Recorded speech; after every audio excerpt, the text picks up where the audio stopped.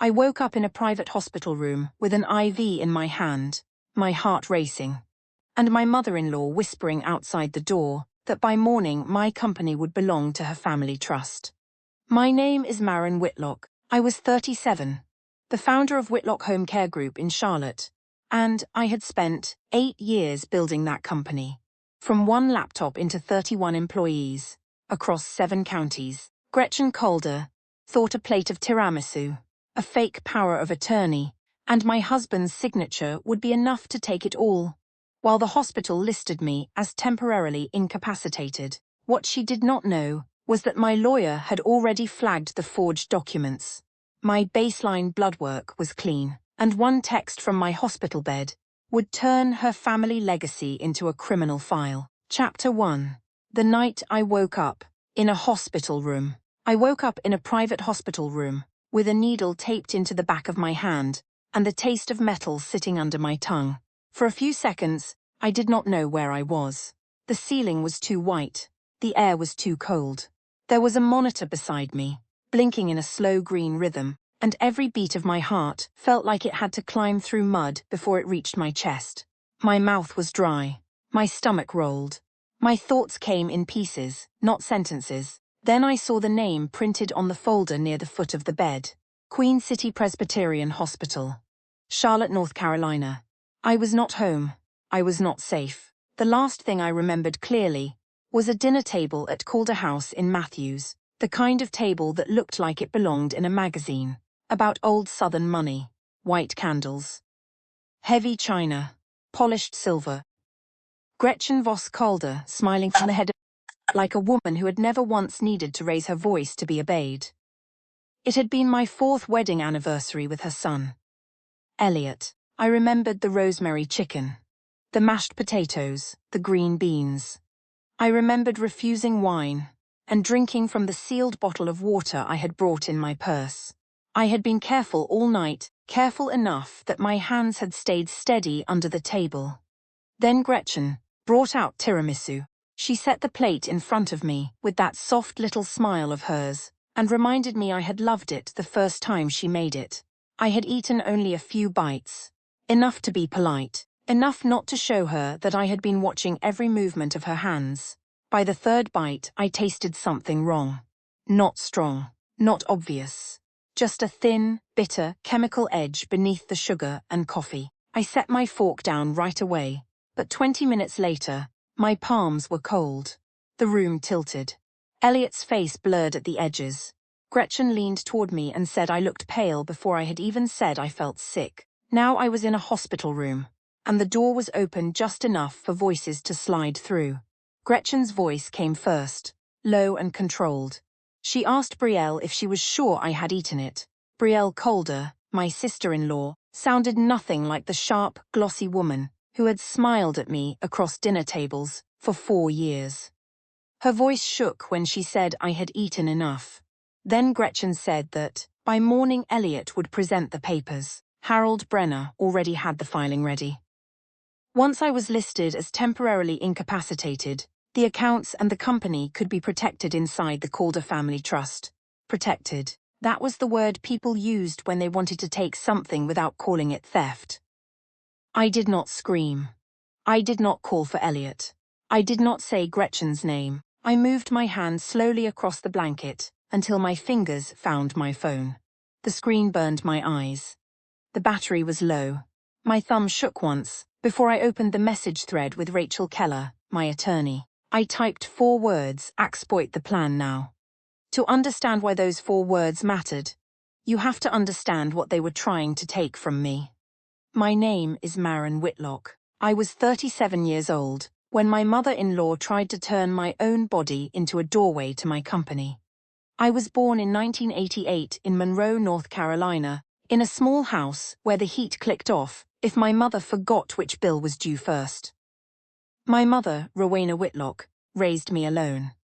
She worked at the public library during the day, cleaned houses when she could, and watched other people's children on weekends.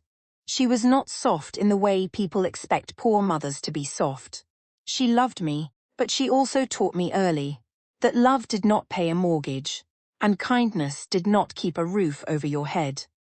She used to tell me that silence was not the same thing as surrender. Sometimes, silence meant you were listening closely enough to survive. I carried that with me when I left for UNC Wilmington in 2006 on a nursing scholarship. I studied until my eyes burned and worked weekend shifts whenever I could. After graduating in 2010, I became an ER nurse in Charlotte. 5 years in emergency rooms taught me more about people than any classroom ever could. Pain makes people honest. Fear makes people careless. And the person speaking the loudest is rarely the one telling the whole truth. From 2015 to 2017, I earned my MSN at UNC Charlotte, became a nurse practitioner. By then, I had seen the same failure too many times. Patients would survive surgery, survive a stroke, survive a crisis, then go home with no real help. Elderly women living alone.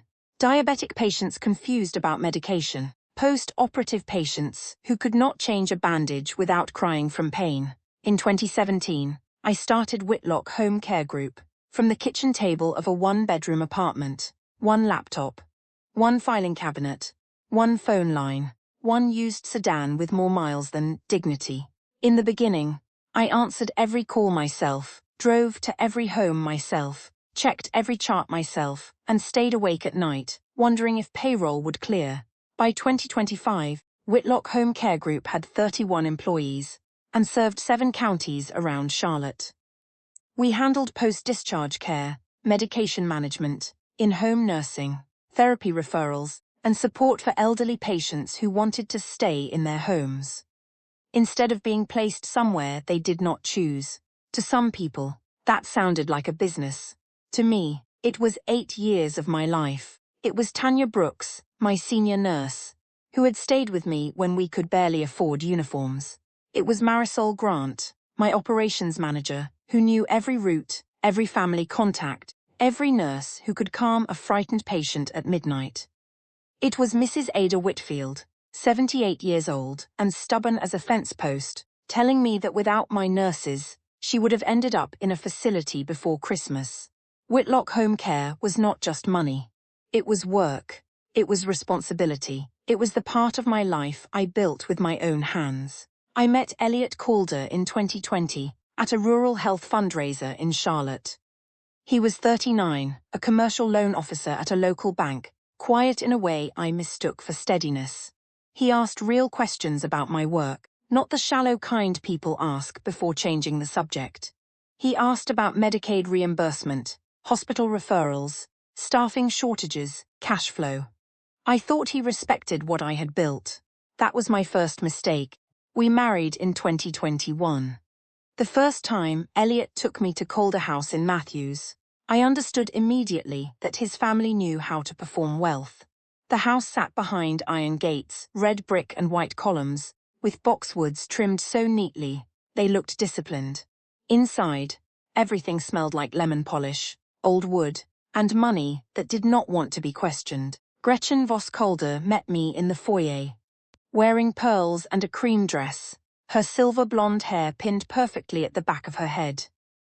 She hugged me like she had been waiting for me all her life. She called me sweetheart and said I was exactly what the family needed.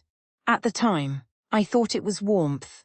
Brielle Calder sat across from me at dinner, 34 years old, pretty in a brittle way, with a smile that never reached her eyes. She asked about my company, but every question felt sharpened. How many employees did I have? How many counties did we cover? Did hospitals pay on time? Was I the sole owner? Gretchen asked even more. She wanted to know how Whitlock Home Care was structured, whether I had investors, whether I had a board, whether growth made me nervous. Elliot kept answering texts from his mother even though she was sitting 12 feet away from him. Every time his phone lit up, he looked down, as if obedience had become muscle memory. I told myself they were just curious. Old families liked to understand new money. That was what I told myself because the alternative felt too ugly for a first dinner. Near the end of the meal, Gretchen lifted her glass and said again that I was exactly what the Calder family needed. Everyone smiled, but her eyes did not stay on my face. They dropped to the leather work bag beside my chair, the one holding patient reports, referral notes, and a draft proposal for a hospital contract I had been reviewing before dinner. That was the first time I felt it. Not danger yet, not fear, just the quiet sensation of being measured. I thought I had been welcomed into a family. Years later, I would understand that Gretchen had not been greeting a daughter-in-law that night. She had been assessing an asset. Chapter 2. They called it family.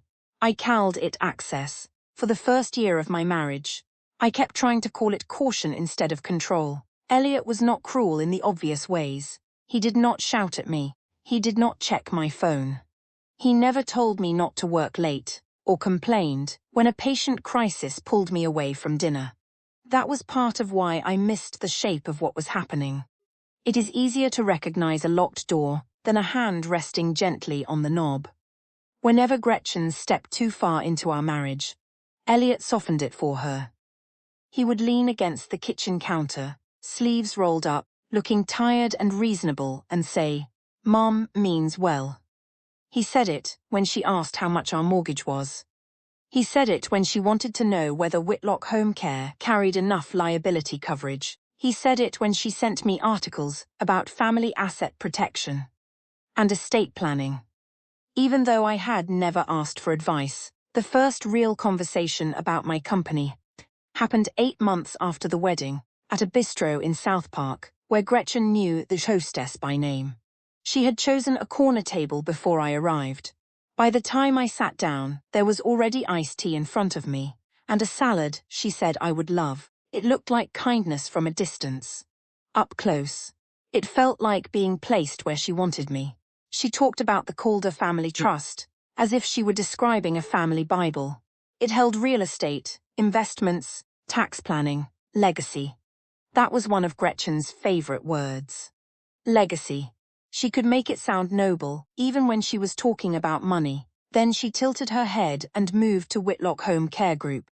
She said my company was growing beautifully, but fast growth required protection. She said family structures existed for a reason. She said if the business assets were folded into the Calder family trust, everything would be safer, cleaner, easier to manage if something unexpected ever happened to me. I set my fork down and told her, calmly, that Whitlock Home Care was not a family asset. I founded it before I married Elliot. It had its own compliance obligations, employees, patients' contracts, insurance policies, payroll systems, and legal structure. It could not be blended into my husband's family trust, because she thought it would be convenient. Gretchen did not blink. She only smiled the corners of her mouth. She said, "Sweetheart, family planning is not control." I smiled back, because I had learned in emergency rooms that people reveal more when you do not interrupt them. But inside, I heard the translation clearly. She called it planning. I heard access. That night, Elliot brought it up while we washed dishes. He rinsed a plate too long, watching water run over it, like he was waiting for me to become someone else. He said, "Mom is only trying to help." I told him his mother was not getting my company. The room went quiet in a way that felt larger than both of us. Elliot did not argue. He did not defend me either. He dried his hands, folded the towel over the oven handle, and said maybe I was taking it the wrong way. That was when I first understood something about my husband. Every time I said no to money, Elliot stopped being my partner and became Gretchen's son again. The first transfer happened 2 months later. I found it on a Tuesday morning, while reviewing household expenses before work. $18,500 had left our joint checking account and gone to an account I did not recognize. At first, I thought it was fraud.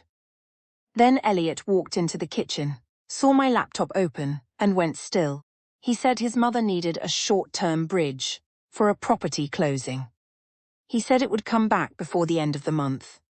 He said she did not want to bother me because I had so much going on with the hospital proposal. I stared at him and asked why his mother had access to our emergency fund through him.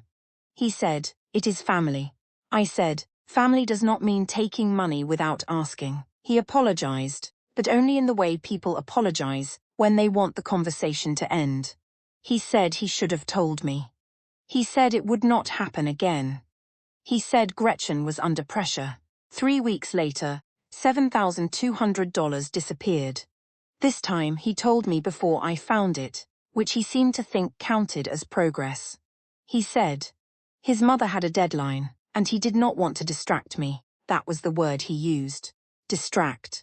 As if asking my permission before using my money was an interruption in his day. I opened a separate account that afternoon at a bank Elliot had never used. I moved my direct deposits, consulting income, and all business-related distributions there. I left enough in the joint account for the mortgage, utilities, insurance, groceries, and the predictable parts of married life. Nothing more. I did not do it because I wanted a secret. I did it because the truth had finally become simple. A boundary that can be crossed twice without consequence is not a boundary. It is a suggestion. Brielle made the house feel colder in a different way. She was not as polished as Gretchen, and that made her easier to read. She had opened a boutique event company in 2019 with Gretchen's money. It lasted 14 months. In 2022, she launched a luxury picnic business with custom baskets, silk pillows, and champagne packages she could not legally include. That one closed before the first anniversary.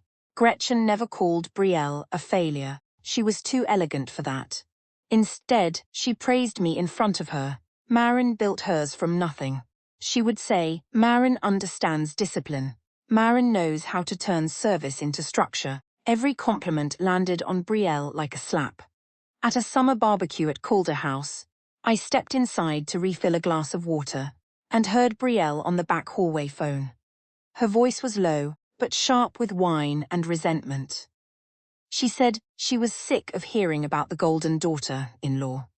She said I built one company and suddenly everyone else looked useless. I could have stepped around the corner. I could have embarrassed her. Instead, I turned back toward the patio and stood beside Elliot, while Gretchen laughed with 2 women from church. That was the day I realized Gretchen did not just control people with money. She controlled them by making them compete for her approval. Then the questions started reaching my office. Marisol Grant came into my office one Thursday afternoon, holding a yellow sticky note, like it was evidence. Someone had called claiming to be from the Calder family office. They wanted to verify payroll contacts, vendor payment procedures, routing information, and the name of the backup signatory if I became unavailable. I asked Marisol exactly what she told them. She said, nothing. I said all requests had to come through you in writing. That was why Marisol was operations manager. She knew when a question was not really a question. I told her to save the number, the time, the name the caller used, and any voicemail they might leave. I told her no one from Calder had authority over Whitlock Home Care. Not Elliot, not Gretchen, not anyone with that last name. That evening, Elliot asked me almost the same question while we were getting ready for bed. He was buttoning his cuff in the mirror when he said, if something happened to you, who would sign for the company until you recovered? My hands stopped on the clasp of my necklace. I asked him why he wanted to know. He shrugged and said it was just practical. His mother had been talking about continuity planning. And with the hospital contract coming up, maybe I needed to think like a larger company. I told him we could discuss it later with my attorney. His reflection changed before his face did. It was small, but I saw it. A flicker of annoyance, quickly covered by concern. Around the same time, Gretchen started telling a softer story about me in public, at church luncheons and neighborhood charity meetings. She did not call me selfish. She was too careful for that. She said I was successful but guarded. She said Elliot had such a generous heart. She said some women struggled to understand that marriage meant blending more than furniture. A woman from Pastor Ellen Rowe's church group sent me a message one evening. She wrote that sometimes helping family mattered more than protecting accounts. I did not answer. I screenshotted it and saved it in a folder that did not yet have a name. By then, I understood the pattern. Gretchen did not kick doors open. She smiled at them until someone else turned the handle. But the call to my company and Elliot's question on the same day changed something in me.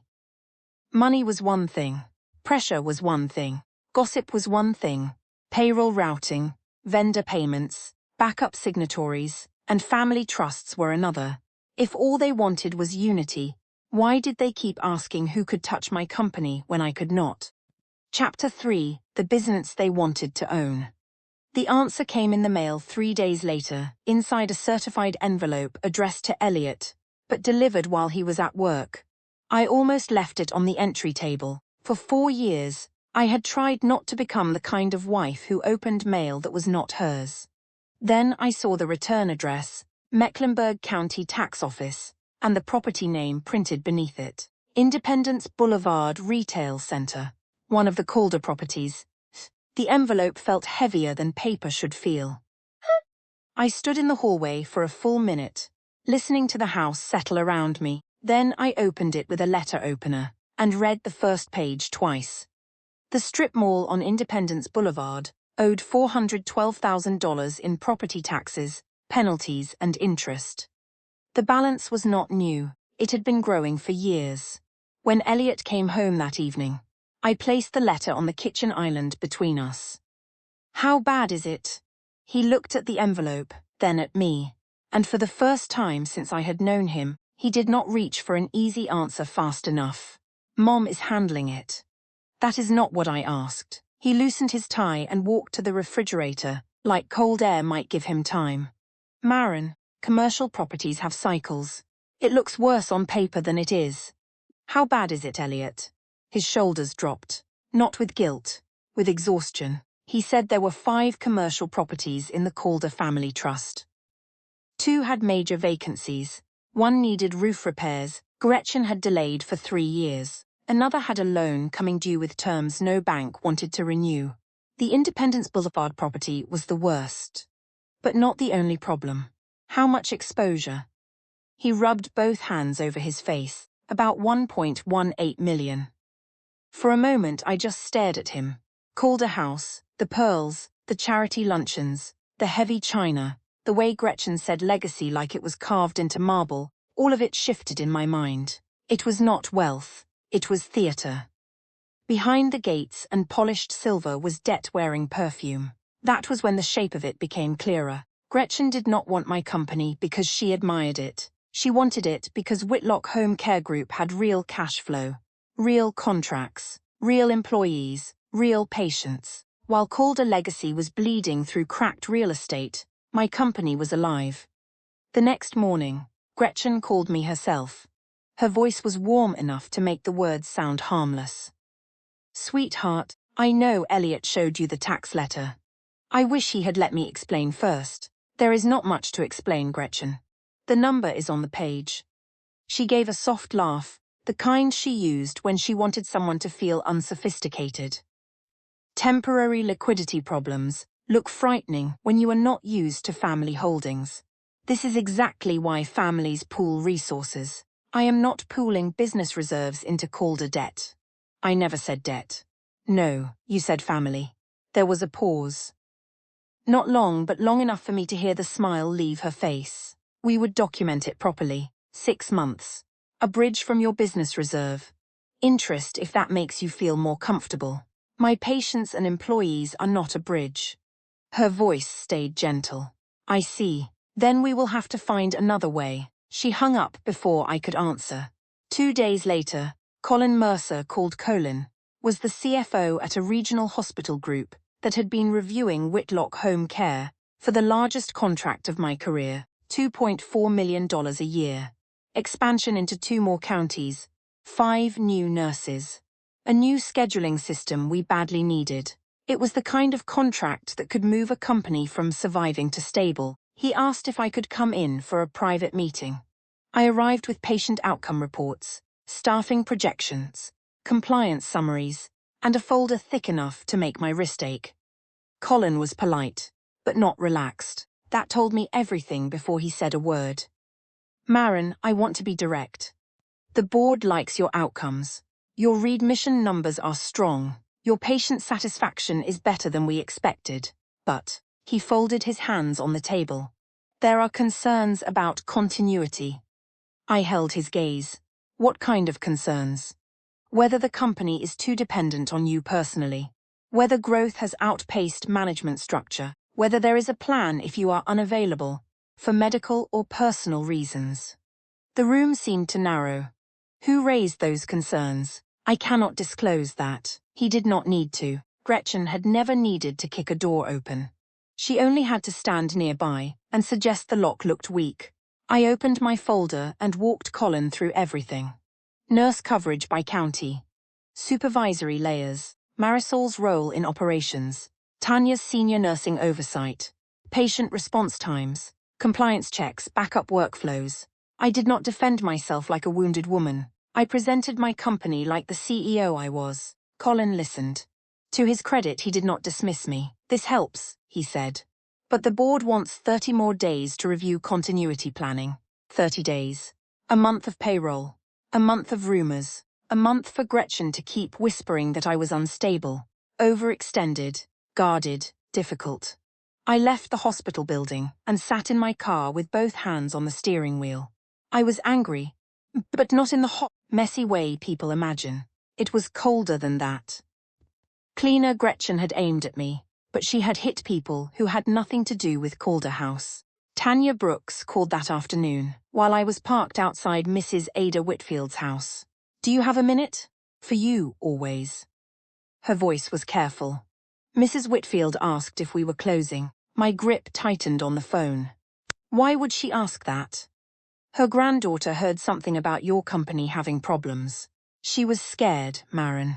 She asked if she was going to lose us. I looked through the windshield at Mrs. Whitfield's little brick ranch.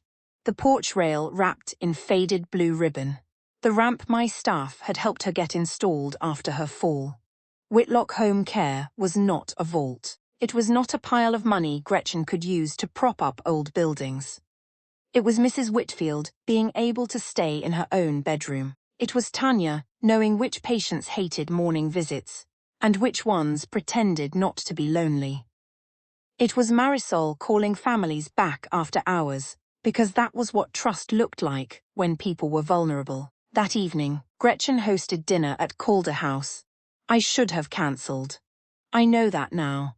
But at the time, I still thought there was a difference between suspicion and proof. She made mushroom risotto, roast, and green beans. Elliot ate. Brielle picked at her plate and drank too much wine. Gretchen watched everyone with calm satisfaction. By midnight, I was on the bathroom floor at home, vomiting so hard my ribs hurt. My heart raced. Sweat soaked the back of my shirt. Elliot drove me to urgent care, where a tired physician said it was probably a gastrointestinal bug. Food poisoning, maybe, he said. Hydrate, rest, come back if it worsens. No one else had gotten sick. When I got home, I did something that felt ridiculous until later. I wrote everything down: date, time, location.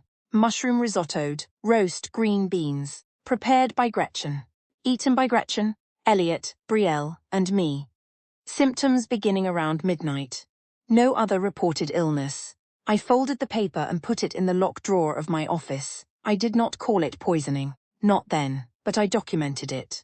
A few days later, Nora Bellamy called me from Queen City Presbyterian. Nora had been my friend since my ER years, and as a clinical pharmacist, she had the kind of calm that made panic feel inefficient.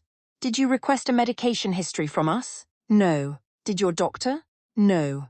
Why? A silence. Someone called asking about your allergies, sedative reactions, current medications, and any mental health history. They claimed to be from your primary care office, but the callback number did not match. My skin went cold. Nora, I flagged it. I reported it internally. But Maren, they were not asking what would make you sick. They were asking what would make you look confused. That sentence stayed with me all night. The next morning, I opened the original LLC operating agreement I had signed in 2017, back when Whitlock Home Care was still me, a laptop and a used sedan. I had read it before, but not with fear in my hands. There it was, buried in standard language I had barely cared about then. If I became incapacitated, my spouse could serve as interim manager until the company appointed a replacement. When I signed that document, I did not have a spouse. Now I had Elliot. That evening, he left his leather work bag on the bench by the hallway. He had borrowed my phone charger that morning, and I thought he had tossed it inside. I opened the bag just enough to look.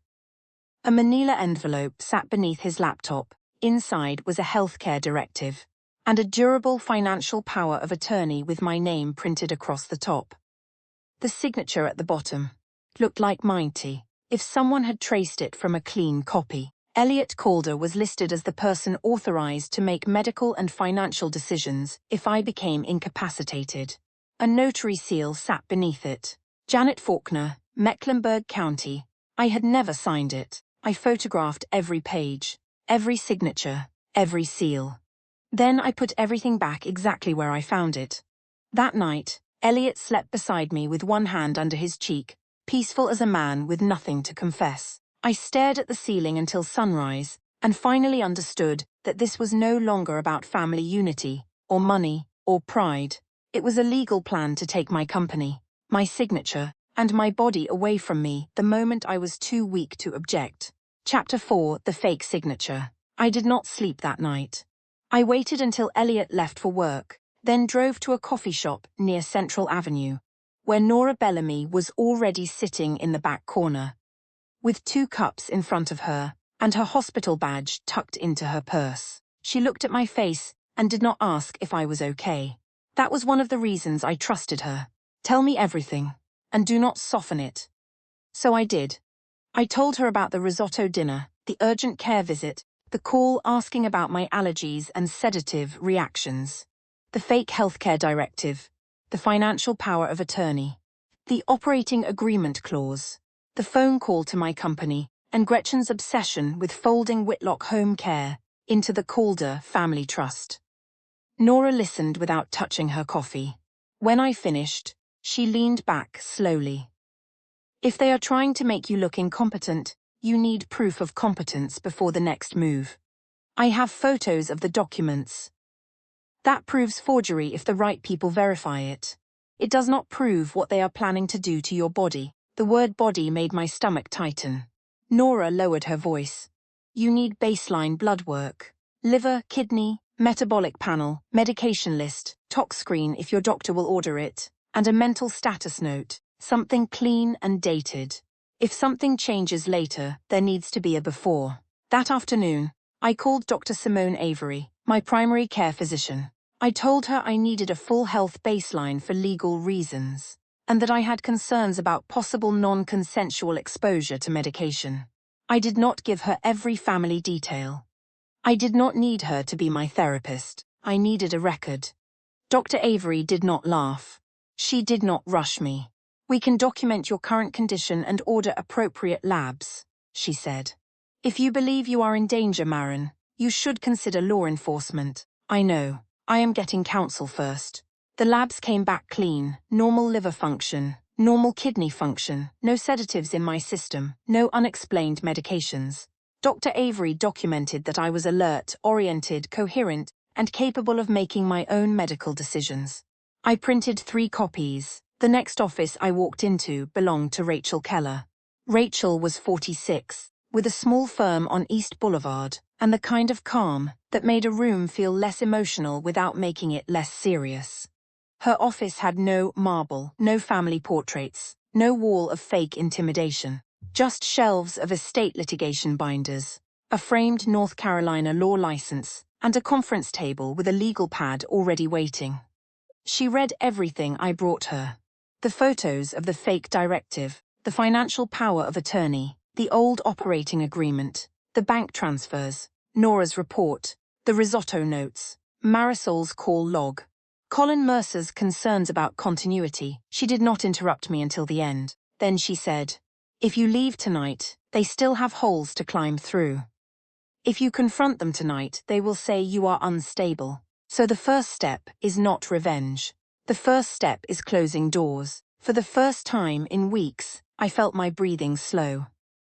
Rachel started with my medical documents. She prepared a new healthcare directive that removed Elliot completely. She prepared a new durable financial power of attorney, naming a professional fiduciary for emergency authority. Not my husband, not anyone named Calder.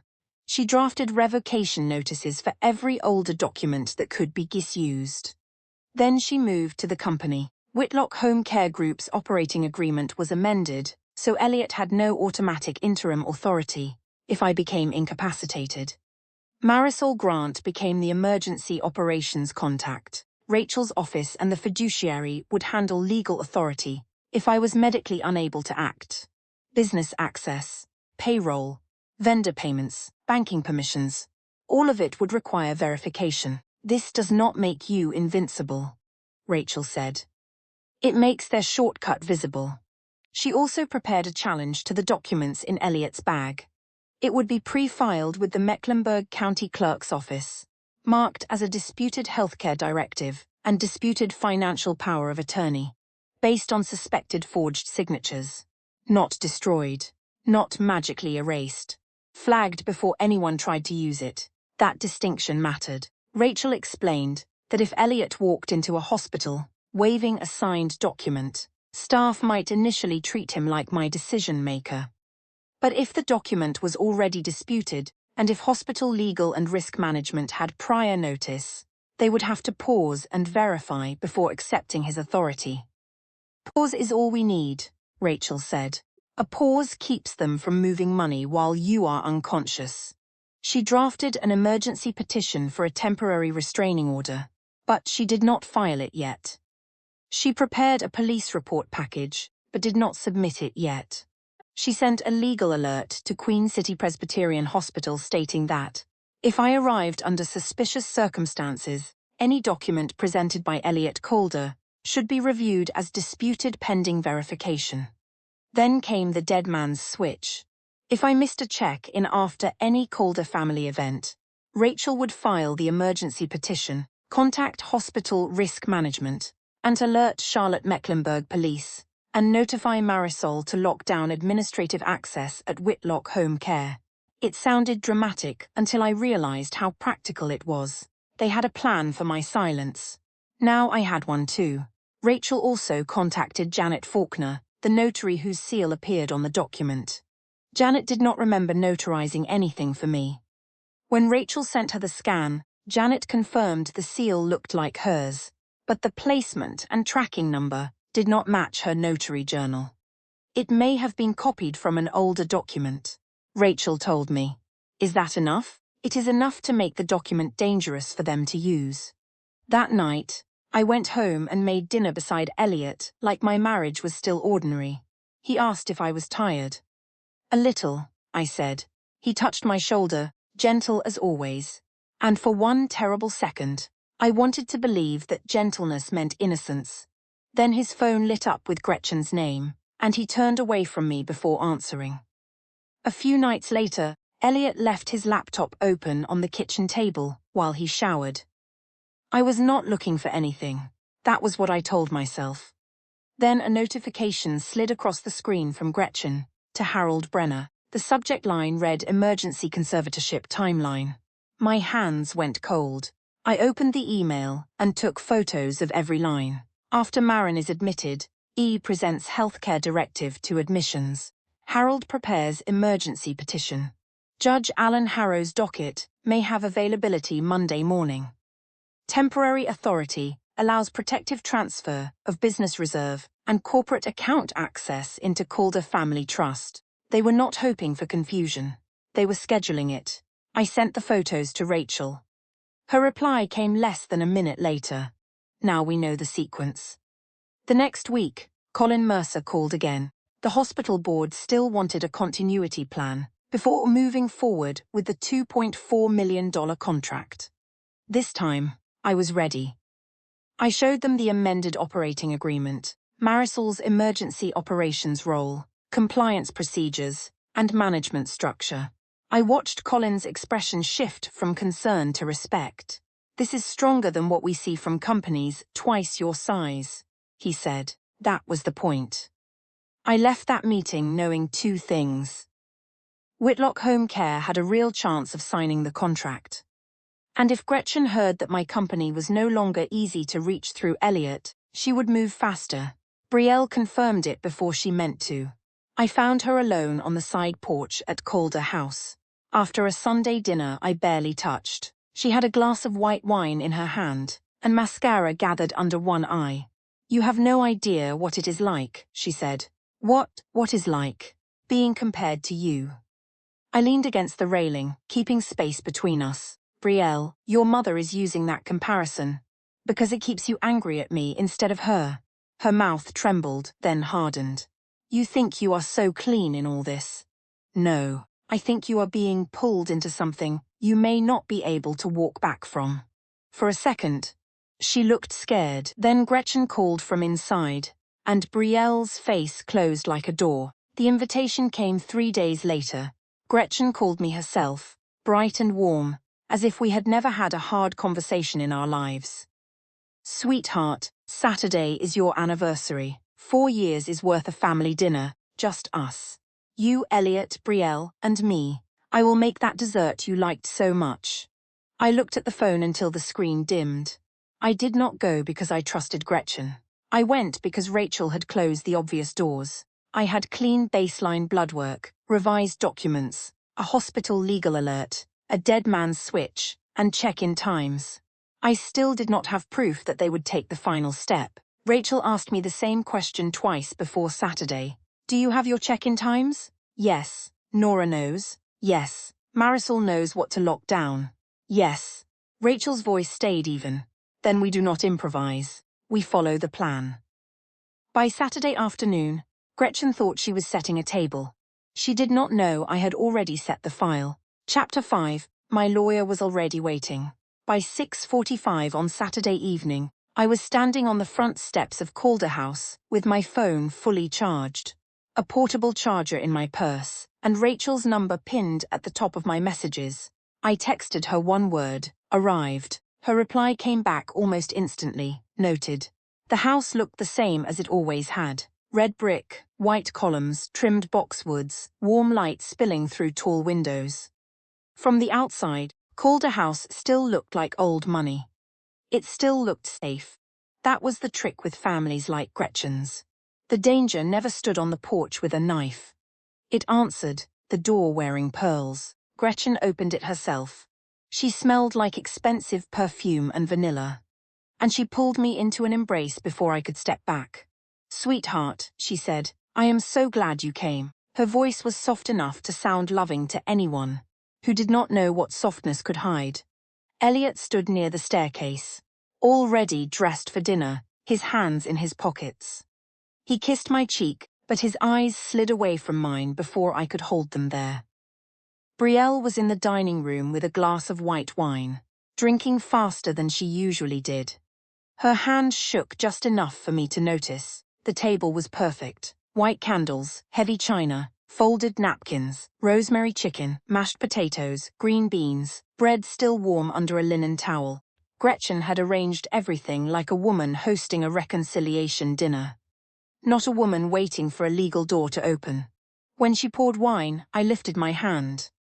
"I have an early patient check tomorrow," I said. "I will stick with water." For half a second, Gretchen's smile paused. Then it returned. "Of course, sweetheart. Always responsible." I drank from the sealed bottle I had brought. Dinner moved slowly. Gretchen talked about Peter Calder, about family legacy, about how difficult seasons required sacrifice. Elliot nodded when she spoke.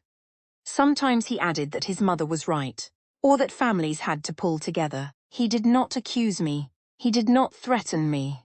He did something worse. He made room for her.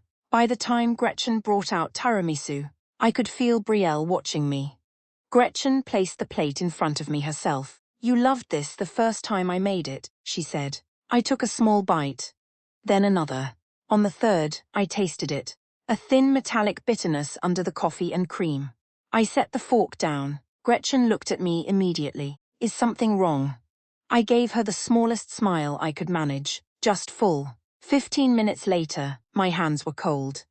The edges of the room softened. My pulse started climbing in my throat. I excused myself and walked to the powder room with one hand grazing the wall. Inside, I locked the door and texted Rachel, symptoms starting. "Dessert." Not sure how much, then Nora, possible oral sedative exposure. If admitted, request tox panel. I splashed cold water on my face and looked at myself in the mirror. I had not eaten it to prove anything. I had not walked into danger because I thought I was untouchable. I had recognized the trap only after my foot was already inside it. When I came back, Gretchen tilted her head. You look pale, Maren. You have been working too hard. Elliot stood too quickly. Maybe we should call Mum's doctor. I looked straight at him, Queen City Presbyterian. Now he drove. Gretchen followed with Brielle. At the hospital, Gretchen became the perfect concerned mother-in-law. She asked for a private room and said the Calder family would cover whatever was needed. Elliot gave admissions, the healthcare directive I had never signed. I was too dizzy to argue much, but Rachel's alert had already reached hospital legal and risk management.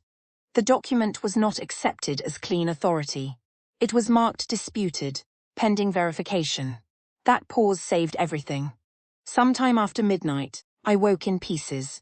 The door was open. Gretchen's voice floated in from the hallway. Elliot has to file before she is clear. Brielle whispered something I could barely catch. Will it show? Gretchen answered that Harold said it only had to look like a medical episode. Confusion. Exhaustion. Stress. Then Brielle asked what would happen if I woke up. Gretchen said Elliot would tell them I was confused. I reached for my phone under the blanket and sent Rachel the message we had prepared for. I jexed the plan, now. By morning, Rachel Keller was sitting beside my bed in a grey blazer, with a black portfolio on her lap. She arrived before Gretchen did. Dr. Marcus Leland had already ordered an expanded toxicology panel with chain of custody, because I was conscious enough to report possible, non-consensual exposure. Nora had flagged the pharmacy side. Hospital legal had the disputed document notice. Marisol had locked down administrative access at Whitlock Home Care. Gretchen walked in at 8:10, with Elliot and Brielle behind her. She carried flowers, yellow roses. The kind of flowers people bring when they want witnesses to see devotion. Then she saw Rachel. Her smile thinned.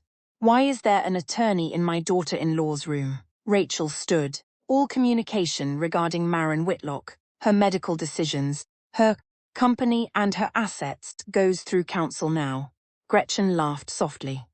This is a family matter. Rachel opened her folder. The healthcare directive and durable financial power of attorney presented by Elliot Calder are disputed based on suspected forged signatures. Janet Faulkner has confirmed irregularities with the notary seal. The amended operating agreement for Whitlock Home Care Group removes Elliot Calder from any interim management role. Queen City Presbyterian has paused recognition of his decision-making authority, pending verification. An emergency petition was filed at 6:28 this morning. Judge Patricia Weaver granted temporary restrictions on access to Maren's home, business accounts, payroll systems, vendor payments, and medical records. Elliot went white. Gretchen turned to me. Maren, you are under medication. You are confused.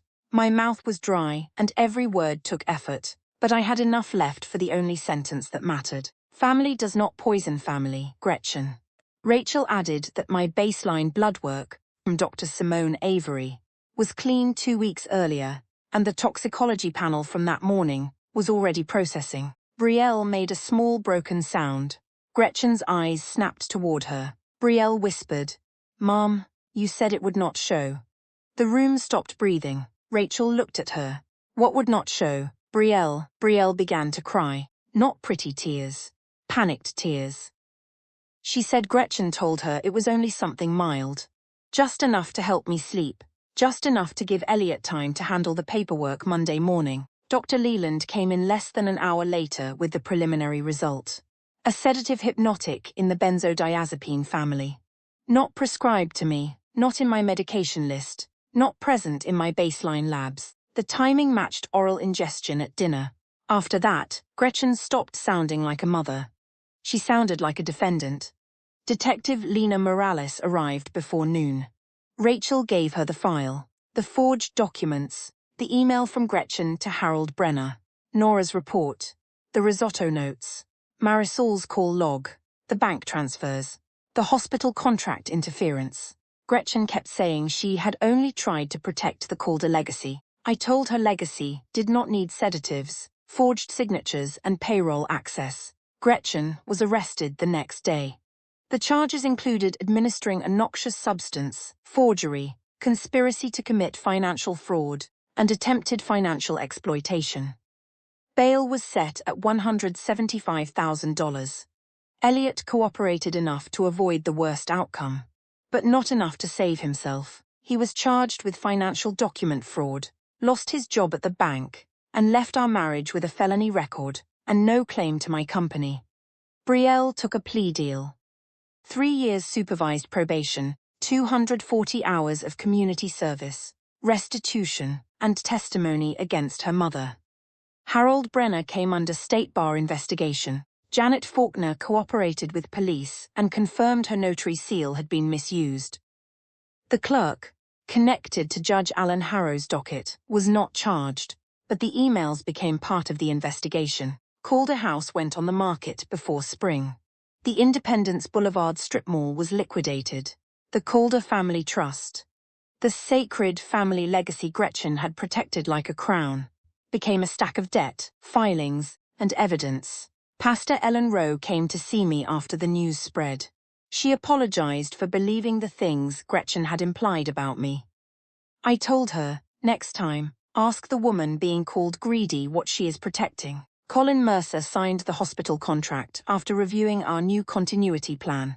$2.4 million a year, 2 new counties, 5 new nurses. Marisol became operations director. Tanya kept visiting Mrs. Ada Whitfield every Tuesday morning. Nora still met me for coffee on Saturdays. Rachel sent me an estate plan so clean that no one could use love as a loophole again.